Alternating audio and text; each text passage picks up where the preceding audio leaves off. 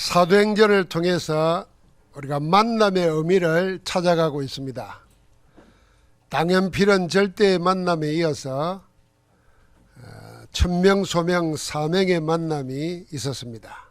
오늘은 베드로 사도가 움직이는 곳곳마다 치유의 역사가 일어나고 사람들이 온전한 서밋이 되고 237 5천 종족 선교의 문이 열리는 그 만남의 축복을 우리는 보고 있습니다.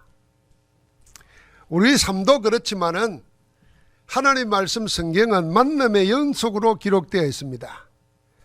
예수 그리스도를 통해서 하나님과 만남을 기점으로 해서 수많은 사람들의 만남이 이어집니다. 하나님이 부르신 자를 통해서 말씀이 전달되고 그 말씀이 성취되는 하나님의 역사가 성경입니다. 인생은 만남으로 결정됩니다. 만남을 통해서 관계가 형성되고 관계를 통해서 인생을 사는 겁니다. 예수 그리스도로 하나님을 만난 자마다 다른 사람과의 새로운 관계가 맺어집니다. 그전까지 혈연, 질연, 여러 가지 인연으로 관계가 되었다면은 우리가 예수 그리스도를 믿어 하나님의 자녀가 되고 나서는 새로운 관계, 다른 차원의 관계가 생기는 것입니다. 하나님과의 만남은 언약 관계입니다. 언약 안에서 하나님의 성령이 거하는 성전으로 그리스도의 몸을 이루는 교회로 관계가 형성됩니다. 그래서 사도 바울은 에베소서 2장 20절 22절에 이렇게 말했습니다. 너희는 사도들과 선지자들의 터 위에 세우심을 입은 자라. 사도들과 선지자들의 터란 말은 복음 위에 세움을 받은 자라는 겁니다. 그리스도 예수께서 친히 모퉁이 돌이 되셨다. 그의 안에서 건물마다 서로 연결하여 주 안에서 성전이 되어가고, 우리가 다 예수를 그리스도에 영접한 자는 그리스도 중심으로 하나하나 연결된다는 것입니다. 그래서 성전이 되어가고 너희도 성령 안에서 하나님이 거하실 처소가 되기 위하여 그리스도 예수 안에서 함께 지어져 가느니라 그랬습니다. 하나님은 예수 그리스도를 통해서 우리에게 하나님의 거하실 처소, 교회를 짓고 있는 겁니다. 예수 그리스도로 맺어진 관계는 하나님의 성전을 이룹니다. 하나이신 성삼위 하나님 안에서 원내세가 되어서 영원한 관계의 복을 누리게 됩니다. 사도행전 9장 후반절부터 10장에는 사도 베드로의 만남을 통해서 치유와 서밋 237 문이 열립니다. 그리스도께서 성천하시기 직전에 언약하신 대로 그 복음의 역사가 땅끝까지 나아갑니다. 먼저 베드로의 만남을 통해서 하나님의 행하시는 치유의 역사가 일어납니다.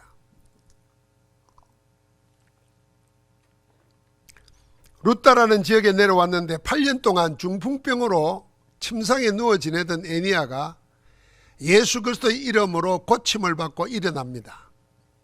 이 중풍병이라는 것이 인생을 완전히 무너뜨리는 무서운 병입니다. 그래서 중풍병에 걸리면은 빨리 회복되든지 아니면은 고질병이 돼가지고 오래 삶을 살지 못하고 그냥 장애 입은 채로 살다가 갑니다. 근데 8년이 됐다는 말은 고질병이고 못 고친다는 거죠. 그런데 베드로를 통해서 예수 그리스도 이름으로 일어납니다. 요빠에 갔더니 거기 다비다라는 사람 앞에 여제자라 그랬습니다. 이 여제자가 죽었는데 베드로의 기도로 다시 살아나는 기적이 일어납니다. 예수 그리스도 이후에 죽은 자가 다시 살아나는 기적은 처음입니다. 이 기적으로 요빠에 많은 사람들이 주께로 돌아왔습니다. 베드로가 전가하는 예수 그리스도 이름으로 일어난 치유의 역사가 계기가 되어서 지역마다 전도의 문이 크게 열렸습니다. 자, 이런 큰 치유의 역사가 일어난 배경에는 복음 전도자들이 있었습니다. 이 전도자들은 어떤 상황에서도 전도의 걸음을 멈추지 않았습니다. 전도자들은 갈수록 심각해지는 핍박 상황에 영향을 받지 않았습니다. 여전히 복음을 기도로 누리면서 현장을 찾아가면서 전도했습니다. 이 멈추지 않는 전도 현장에서 하나님은 세상이 할 수 없는 치유의 역사로 세상을 살리는 겁니다. 여러분, 초대교회 시대는 지금 우리와 달랐습니다. 핍박과 박해 시대였습니다. 법으로 예수 그리스도 이름을 전하지도 가르치도 말라고 정해놨습니다. 실제로 사도들은 그 일로 체포당하고 매를 맞고 다시 복음을 전하면 죽을 것이라는 경고까지 받기까지 했습니다. 유대사의 여론도 교회에 대해서 호의적이지 않았습니다. 전도가 어려운 정도가 아니라 아예 전도는 절대 불가능한 상황이었습니다. 그런데도 이미 복음의 능력을 체험하고 성령의 권능을 받은 전도자들은 걸음은 멈추지 않았습니다. 그 전도자가 사도이든 평신도이든 상관없었습니다. 복음의 능력을 24 기도로 누리는 전도자들은 성령의 인도를 따라서 모든 지역으로 나아가 복음을 전했습니다. 그중 사도 베드로의 행적을 성경은 이렇게 기록해 놨어요. 9장 32절에 그때 베드로가 사방으로 두루 다니다가 룻다에 사는 성도들에게 내려갔더니 그랬어요. 자, 이 박해 핍박의 상인데 베드로는 두루 다녔어요. 무슨 말입니까? 전도 못한다고 하니까 숨어들거나 도망치지 않았다는 겁니다. 두루 다녔어요. 사방으로 두루 다녔다는 말입니다. 복음을 전했습니다. 이렇게 핍박이 극심한 상인데도 가는 데마다 절대 불가능한 전도 시대에 어떤 일이 생깁니까? 이미 성도들이 있었습니다. 거기에. 놀라운 일 아닙니까? 법으로 못 믿게 만들어놨고 여론도 호의적이지 않고 믿으면 잡혀 죽는데도 발걸음이 멈추지 않는 전도자들의 걸음이 가는 데마다 성도들이 있었다는 거예요. 욥바에도 제자와 믿는 자들이 있었습니다. 심지어 욥바에서는 여제자 다비다가 선행과 구제로 소외된 가난한 자들을 전문사역으로 전도했습니다. 그러니까 그 제자들이 다비다가 죽으니까 죽으면 장례부터 치러야 될 거 아닙니까? 그런데 생각이 달랐던 겁니다. 사도 베드로를 청하여 기도하게 합니다. 기도 중에 죽은 자가 살아나는 기적이 일어납니다. 절대 불가능한 상황 속에서 하나님은 더 큰 기적을 준비해 놓고 우리를 보내시는 겁니다. 여러분, 치유의 역사는 그냥 병원 간다고 고치지는 병은 그냥 가면 돼요. 그런데 오늘 애니아라든지 이렇게 죽은 자가 살아난다든지 이런 치유되는 역사는 분명히 그 배경 뒤에 뭐가 있냐면 멈추지 않는 전도자들이 있었다는 겁니다. 전도가 되든 안 되든 상관하지 않습니다. 복음 가지고 끊임없이 현장을 밟으면서 기도하며 전하는 전도자들의 걸음 속에 하나님은 치유할 자를 보내시고 붙이시는 겁니다. 여러분, 이 다른 말로 말하면 여러분과 내가 이 전도 불가능 상황 속에서 현장을 꾸준히 밟으면서 24 기도하면은 누가 보이느냐? 절대로 예수 그리스도 복음 아니면 안 될 자가 보이는 겁니다. 그게 뇌피림병이에요. 그게 불치병이에요. 그게 영적 문제의 정신병이에요. 이 병은 저 병은 다 다녀봤어요. 이 의사 저 의사 좋은 약 다 해봤어요. 그런데도 안 되는 사람 보는 거예요. 이게 누구에게 보이느냐? 멈추지 않는 전도자에게 하나님이 보이게 하시는 겁니다. 그러니까 하나님께서는 가는 곳곳마다 이런 치유 역사가 일어나도록 했어요. 우리가 세 가지 뜰을 놓고 기도하지 않습니까? 그 세 가지 뜰의 첫 번째가 만민의 기도하는 집입니다. 기도의 뜰이 있어야 됩니다. 기도의 뜰을 통해서 뭡니까? 치유하는 사역입니다. 병원이나 의사나 약이 아니라 과학이 아니라 하나님이 아니면 안 되는 자가 무수히도 많다는 거 알아야 됩니다. 아이고 요새 무슨 병고치나 이러는데요. 그럴 것 같으면 우리나라가 세계 10위 경제권에 들어가 있고 1인당 국민소득이 36,000불, 7,000불이나 된다는데 왜 자살률이 1위입니까? 왜 초등학생까지 정신병 약을 먹습니까? 왜 우울증이 걸립니까? 가난한 나라에는 없는 병들이 막 일어나서 인간의 삶을 무너뜨리고 가정을 무너뜨리고 공동체를 무너뜨리는 거예요. 이게 사단이 왕국을 만들어가는 겁니다. 여기에 복음 가진 전도자들이 절대 불가능한 상황 속에서 절대 가능케 하시는 하나님을 믿고 현장을 계속 밟으면서 24는 겁니다. 하나님은 거기에 고통 속에 저주 가운데 묶여 죽어가는 자들을 갖다 붙이셔서 예수 이름으로 일어나게 하시는 줄 믿습니다. 여러분 모두가 흑암에 갇혀 있습니다. 그들에게는 빛이 필요합니다. 어떤 빛입니까? 생명의 빛, 살리는 빛이 필요합니다. 생명의 빛, 살리는 빛이 누구십니까? 그리스도십니다. 그리스도 이름이 필요합니다.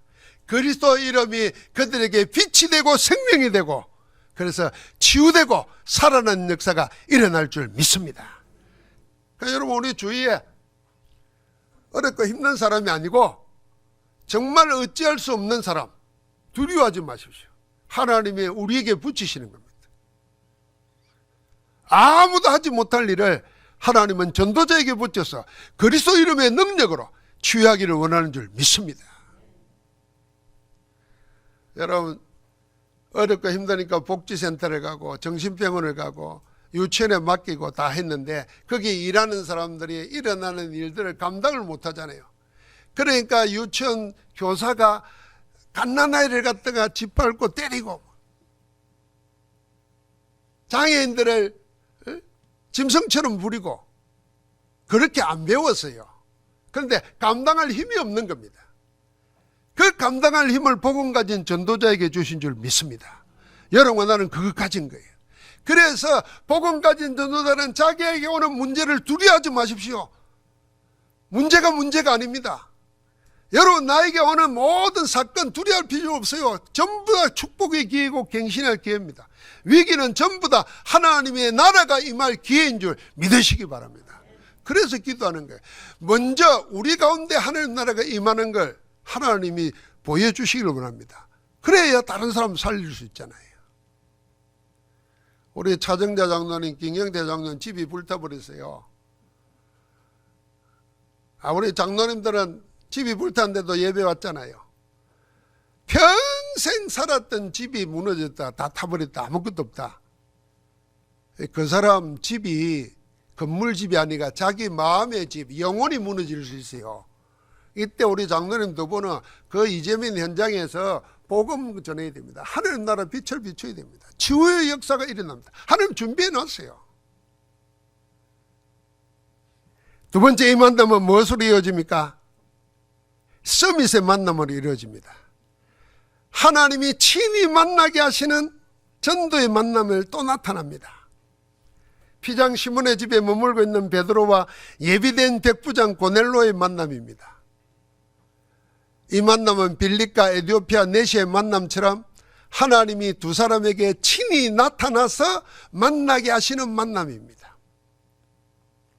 로마의 백부장 고넬로는 성공한 엘리트입니다. 세상에 이런 사람은 더 없을 겁니다. 우선 그는 고넬로의 출신과 신분 배경은 날 때부터 금수저입니다. 로마 제국의 명망가 집안 출신이죠. 식민지를 관할하는 특수부대 백부장으로 파견되어 왔습니다. 이 파견 근무를 마치면 로마 중앙정치에 돌아가서 중앙정치에 등장할 수 있는 엘리트로 미리 보내가지고 훈련시키는 겁니다. 현재 직책과 신분만으로도 확실한 장래가 보장되어 있습니다.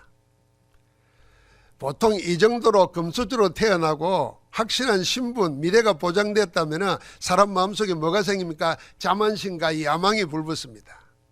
그래서 다른 사람 무시하기 일쑤입니다. 그런데 이 고넬로는 그러지 않습니다. 오히려 사람에 대한 깊은 애정을 가지고 선행과 구제하는 일에 열심이었습니다. 한마디로 따뜻한 인성을 가진 사람입니다. 멋있잖아요. 힘이 있고 능력 있고 권력을 가졌는데도 사람을 사랑한 도와준다. 이런 그가 온 집안으로 더불어 하나님을 경외한다 그랬어요. 그리고 항상 기도한다 그랬어요. 기도 가운데 하나님의 사자가 들려준 말을 그대로 즉시 순종하는 신앙도 가지고 있습니다. 여기까지 보면은 고넬료는 타고나기를 다르게 태어난 난 사람입니다. 인품이 다른 된 사람입니다. 종교적 열심까지 지닌 든 사람입니다. 난 사람, 된 사람, 든 사람이에요. 그런 겉으로 보기에는 무엇 하나 부족함이 없는 온전한 자였습니다. 그런데 이걸 다른 각도로 보면은 하나님이 왜 그를 찾아갔고 왜 그에게 베드로에게 강끈해 가지고 그를 갖다 붙였는가 이유가 발견됩니다. 여러분, 우리가 이것 때문에 하나님이 가난한 자, 병든 자만 전도 대상이 아니고 성공한 엘리트가 전도 대상자라는 것을 보여주는 겁니다. 하나님 없이 성공한 사람 바벨탑입니다.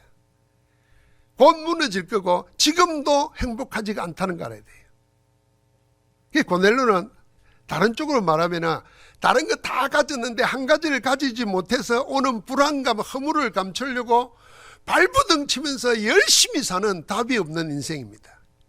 근데 남이 보면 열심히 살고 훌륭한 자리에 있으니까 부러워하죠. 아무 문제 없을 거라 생각하죠.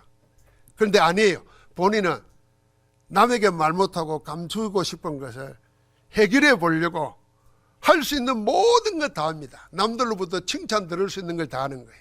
그래서 남 도와주고 그리고 열심히 빌고 이러는 겁니다. 그런데 하면 할수록 이 답과는 점점 멀어지는 것 같습니다. 그래서 다른 관점에서 보면 고넬료는 자신의 영적 문제를 감추고 살아가는 성공한 엘리트일 뿐입니다. 하나님은 그런 고넬료를 찾아오셨습니다. 스스로 얻지 못하는 답을 주시려고 예비한 만남을 주선하십니다. 그래서 천사를 그에게 보내 말씀합니다. 내 기도와 구제가 상달되어 기억하신 바가 되었으니 네가 지금 사람들을 욥바에 보내어 베드로라는 시몬을 찾으라 그랬습니다. 즉시 보냅니다. 하나님은 그렇게 해놓고는 이번에는 고넬료에게 답을 주기 위해서 기도하고 있는 베드로를 찾아가십니다. 그런 베드로에게 한상 가운데 보재기에 네발기 갈린 짐승, 기는 것, 공중에 나는 새는 것들을 보여주면서 일어나 잡아먹으라 그럽니다. 지금 하나님이 한상 가운데 일어나 잡아먹으라 그랬으면 먹어야 됩니까? 안 먹어야 됩니까? 여러분은 먹을랍니까? 안 먹을랍니까? 안 보여줘서 그렇지. 보여주기만 하라 나는 바로 먹지 이러지. 근데 베드로가 뭐라 그럽니까? 하나님 앞에 대답합니다. 하나님, 나는 이런 거 지금까지 입에 댄 적이 없습니다. 내가 이걸 먹고 나를 더럽힐 수 없습니다. 못 먹겠습니다. 이럽니다. 여러분, 하나님이 하라는데 하나님께 감히 거부합니다. 뭘 가지고 거부합니까? 자기가 오랫동안 가지고 있는 유대인의 망대 틀을 가지고 하나님이 하시는 말씀을 거부합니다. 하나님이 두 번이나 똑같은 한상을 보여주면서 다시 말합니다. 이번에 이렇게 말합니다. 하나님께서 깨끗하게 하신 것을 네가 속되다고 하지 말라. 하나님이 깨끗하게 했는데 네가 왜 더럽다고 하느냐 그 말입니다. 우리는 이러고 삽니다. 하나님이 하라고 하는데 나는 못한다고 합니다. 왜 못한다고 합니까? 하나님의 눈이 아니요, 내 기준이요, 내 방식이요, 내 전통이요. 하나님께 따지는 겁니다. 이런 일이 3번 있었습니다. 무슨 뜻인지 알지 못하고 있는 베드로에게 이번에는 성령께서 직접 말씀하십니다. 고넬료가 보낸 두 하인을 따라 그를 만나러 가라 그럽니다. 그래서 가는 겁니다. 자, 하나님께서 예비된 자 고넬료를 스미스로 세우기 위해서 자기 주장을 하며 자기 전통을 고집하며 주저하는 베드로에게 천사를 보내 말씀하시고 성령으로 강건하여서 두 사람을 만나게 하십니다. 이게 하나님이 만나게 하는 겁니다. 여러분, 어떤 사람이 복된 인생을 살아갈까요? 내 생각에도 없고 나는 만나기 싫은데 하나님이 만나게 해서 만난 사람, 그 사람, 거기에 하나님 나라가 임하는 겁니다. 여러분, 혹시 꼴보기 싫은 내 남편이, 내 마누라가 하나님이 그렇게 짝지어서 만나게 한 사람 아닌가 찾아야 돼요. 세상에 나는 다시는 보기 싫은데 하나님이 만나게 해서 만나야 될 사람 있을 겁니다. 베드로는 성령의 역사를 체험하고 현장에 나면서부터 안전병이를 예수 그리스도 이름으로 일으키고 죽은 다비드를 기도하여 살리기도 했지만은 아직도 그에게 바뀌지 않는 예틀이 있습니다. 유대인의 잘못된 망대 속에 갇혀 있습니다. 그래서 하나님이 하라는 대로 하는데도 자기 주장을 하면서 감히 하나님을 거절합니다. 율법의 프레임에 갇혀서 하나님이 친히 여시는 큰 선교 현장을 보지 못하는 겁니다. 유대인의 간섭과 전통이 하나님이 친히 하시는 선교를 가로막고 있습니다. 베드로만이 아닙니다. 나중에 이 문제 때문에 사도행전 11장에 가면 온 예루살렘 교회가 이 시비에 휘말립니다. 사도들이 전부 다 베드로처럼 거부합니다. 하나님은 모든 족속, 만민, 땅끝까지 가라 그러는데도 유대인이 거기에 묶여가지고 그걸 시비를 다툼합니다. 하나님은 너희는 복음 가졌으니까 2, 3, 7, 5천 종족 세계인이 되라 그러는데 아니에요. 우리는 유대인으로만 살겠어요. 우리는 한국인으로만 살겠어요. 이렇게 주장하는 것과 똑같습니다. 아니요, 나는 한국인도 아니고 나는 포항 사람으로만 살래요. 이런 것과 똑같아요. 아니요, 나는 경상도 사람으로만 살래요. 똑같은 거예요. 하나님은 아니야, 너는 경상도가 아니라 전라도도 살려야 돼. 한국도 살려야 돼. 한국이 아니라 저 일본, 중국, 북한, 러시아, 저 가난한 미개인 다 살려야 돼. 5천 종족까지. 만약에 하나님이 여러분과 나를 그렇게 불렀다면 여러분과 나가 지금 뭘 생각해야 되겠습니까? 내 처지를 생각해야 되겠습니까? 하나님이 나를 통해 하시려고 하는 그 하나님의 중심을 생각해야 되겠습니까?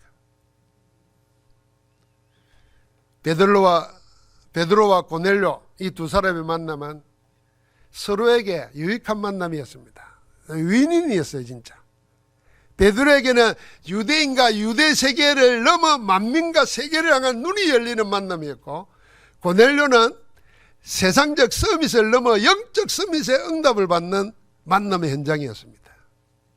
둘 다 자기 한계, 자기 세계를 벗어나서 하나님이 준비하신 큰 세계를 향해서 눈이 열리고 문이 열리는 복된 만남이었습니다. 하나님이 그렇게 하게 했습니다. 성삼위 하나님께서는 계획하신 절대계획 세계복음화를 성취하시기 위하여 전도자에게 항상 영적 서밋으로 변화하는 만남을 예비해 놓고 있습니다. 여러분과 내가 내 주장, 내 생각, 내 세계를 하나님의 말씀으로 넘어서기만 하면 여러분 나는 서밋으로 세계 살리는 서밋 응답을 누리고 살 줄 믿습니다. 제가 시골 출신이잖아요. 비행기를 대학 4학년 졸업여행 갈 때, 제주도 갈 때 거의 처음 타본 것 같아요. 근데 제가 시골에 3년 목회를 하고 서울에 올랐는데 내가 모시는 목사님이 부흥사예요. 매주 집회를 나가요. 그 지방에 나가면 김포공항에 가서 제가 모셔다 드리고 가방 딱 올려드리고 또 도착하면 모시고 오고 이랬어요. 근데 이 목사님을 처음 모시고 나가는데 저보고 그러는 거예요.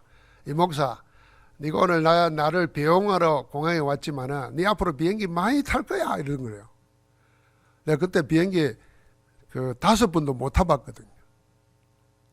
그래서 그냥 목사님 말하니까 아멘 했어요. 근데요, 내가 지금 비행기를 지겹도록 타고 다닙니다. 아멘도 안 하시는구만. 제가 이 말은 목사님이 좋은 말을 말하는 게 아니에요.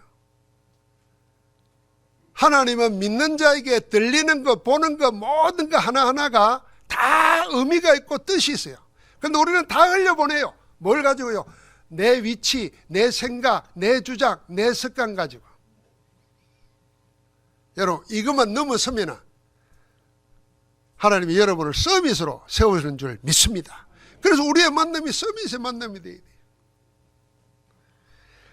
마지막 세 번째는 237 5천 종족의 만남으로 연결됩니다. 베드로와 고넬료의 만남은 둘만의 만남으로 끝나지 않았습니다.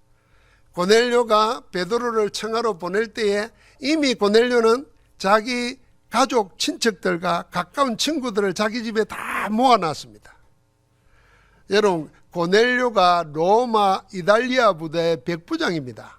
그러면 이 사람의 친척은 거의가 귀족이에요. 그럼 이 사람과 만나는 친구들은 누구겠습니까?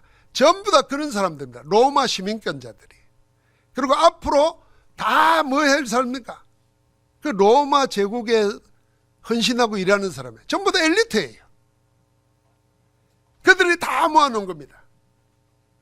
거기에 어부 출신 베드로가 가서 메시지를 하는 겁니다. 뭔 메시지 했겠습니까? 예수가 그리스도이시고 그리스도께서 우리를 어떻게 하시고 어떻게 하실 것이라는 걸 말하는 거예요. 근데 말을 다 마치기도 전에 성령이 임하는 겁니다. 거기 베드로를 같이 따라갔던 유대인들이 보고 깜짝 놀랐어요. 이방인들에게도 하나님의 성령이 우리처럼 임했다. 성령은 인간이 만들어 놓은 벽에 인간이 만들어 놓은 한계에 갇히지 않는 분입니다. 하나님은. 우리는 유대인, 우리 이런 말하는데 하나님은 확 열어버렸어요. 베드로와 함께 같이 왔던 유대인들이 보고 이방인들에게 성령 부으신 보고 하나님을 찬송하기 시작했습니다. 여러분, 이 로마 사람들이 다시 돌아갑니다. 그 로마가 어떤 곳입니까? 그 시대의 세계의 중심이라 온 사람들이 다 와 있습니다. 그야말로 237 5천 종족이 거기에 있어요. 또 237 5천 종족하고 연결되어 있어요. 그러니까 전도자 베드로에게 하나님은 어떤 문을 열죠? 237 5천 종족 세계 선교의 문을 여신 것입니다. 하나님께서 베드로와의 만남을 통해서 보여준 세 가지 만남, 치유, 서밋, 237의 만남은 세계와 교회를 살리는 세 가지 뜰 성전 사역입니다. 그래서 이 베드로의 삼뜰 사역이에요. 우리 각자에게도 하나님은 이런 만남을 예배해 놓고 있습니다. 복음 가지고 24 기도하면서 전도를 놓고 기도하는 사람에게는 여러분이 사업처에 있든지 직장에 있든지 어디를 여행을 하든지 다 예배해 놓고 있습니다. 뭘요? 치유와 서밋과 237의 만남을. 그게 교회된 여러분과 나의 사역입니다.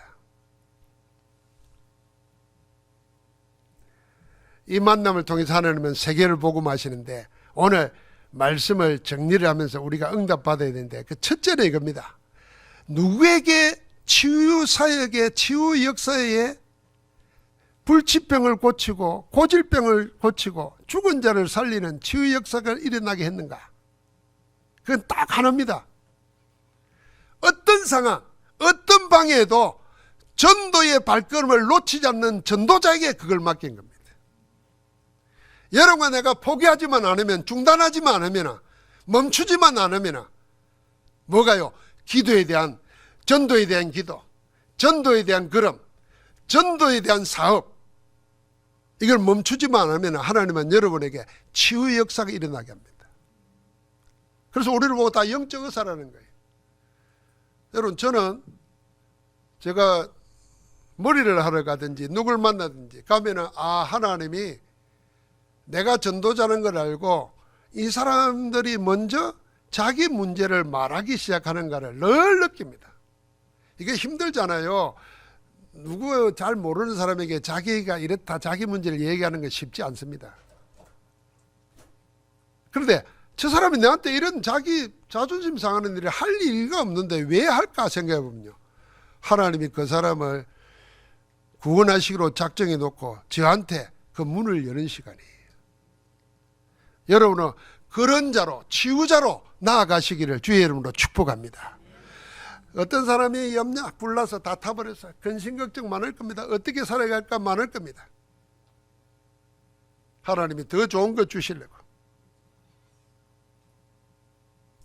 이렇게 복음으로 잠깐만 대해도 그 사람이 위로를 받고 힘을 얻습니다. 시작은 거기 하는 거예요.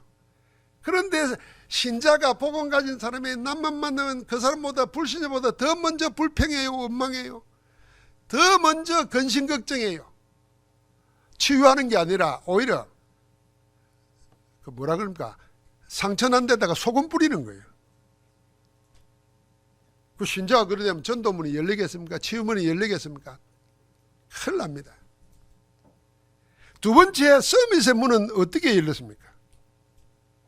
내 주장, 내 간섭, 내 관점을 바꿔버린 겁니다.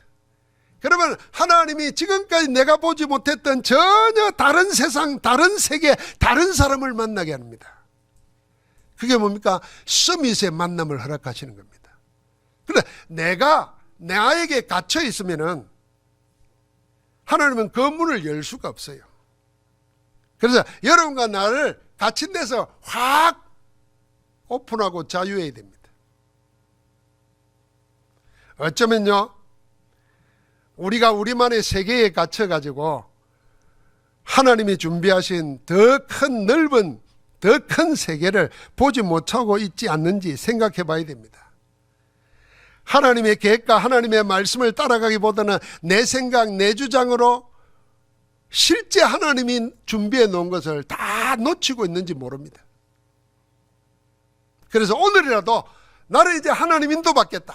나는 성령 인도받겠다. 나는 말씀의 성취와 기도 응답과 전도의 역사를 따라가겠다. 마음만 먹어도 여러분과 내 삶은 지금과는 다른 전혀 다른 차원의 세상을 만나게 될 줄 믿습니다.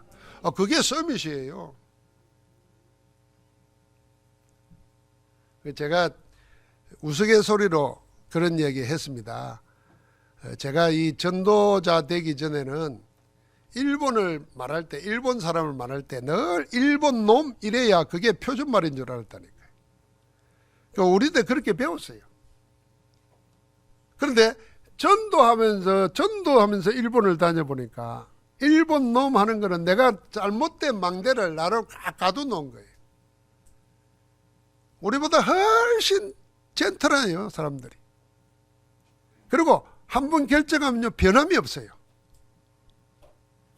그래서 일본의 선교사님들, 일본의 제자들은요, 한 사람도 움직인 사람 없어요. 이리 혼란스러울 때. 그러니까 내가 일본 놈 하면 일본 사람 어떻게 전도해요? 하나님이 나를 일본 사람, 일본 분 이렇게 말하게 해요. 자, 전 세계를 볼 때 우리도 이상합니다. 우리가 백인 보면 약간 기죽고 까만 사람 보면 약간 이상하고 이러잖아요. 근데 미국 가보니까 까만 사람이 우리 보고 우습게 생각해요. 흰 것도 아니고 까만 것도 아닌 것이. 야, 그 자존심 상하더라고요. 그런데요, 돌려놓고 생각하니까요, 저 아프리카 사람들은요, 기본적으로 영어, 프랑스를 해요. 왜요? 그 나라 식민지를 했어. 근데 우리는 일본 식민지를 했는데 어중간히 해가지고 일본 말도 못해.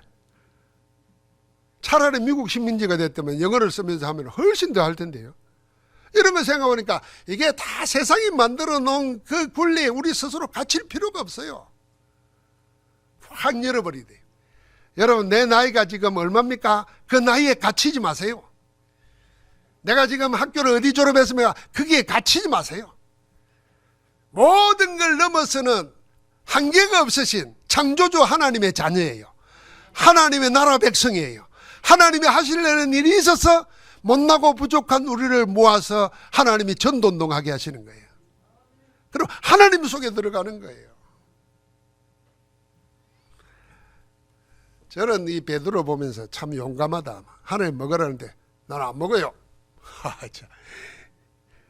그 처음에는 베드로 그랬는데 가만히 보니까 내가 그러고 있더라고요. 하나님은 된다는데 나는 안 된다는 거예요. 뭐 보고? 내 꼬라지 보고. 벗어버려야 돼요. 하나님이 맞다 그러면 맞는 거예요. 하나님이 아니라 그러면 아닌 거예요. 근데 우리가 왜 아니다 맞다를 내가 결정합니까? 그러니까 하나님의 세계를 신앙생활 몇십 년 하는데도 하나님의 세계를 못 보는 거예요. 이거 가감히 벗어버리기 바랍니다. 그게 아깝지도 않아요. 벗어버려요. 더 좋은 거 예비되어 있어요. 그러니까 하나님이 당연히 세 번째 만나면 따라오는 겁니다. 자, 내가 늘 24면서 전도 현장을 밟지요. 그러니까 치유되는 역사 하나님이 하시는 거 알잖아요. 그리고 내 것 버리고 하나님의 것에 맞추니까 하나님이 숨겨놓은 거 감춰놨다가 내게 허락하시지요. 그러니까 자연히 그것 따라가니까 2, 3, 7, 5천 종족 세계문이 열리는 겁니다. 하나님 지금 이걸 준비해 놓고 있는 줄 믿습니다. 모두가 가는 곳곳마다 삼들 성전의 축복, 치유 서밋 2, 3, 7, 5천 종족의 만남의 복이 일어나기를 주의 이름으로 축원합니다. 하나님 감사합니다. 오늘 우리 가운데 하나님이 직접 하시는 전도를 보게 하시니 감사합니다. 오늘도 우리가 언약 붙잡고 24 복음 전하면서 하나님이 하시는 치유와 서밋과 237의 응답에 주역들 되게 하옵소서. 예수 그리스도 이름으로 감사하며 기도합니다. 아멘.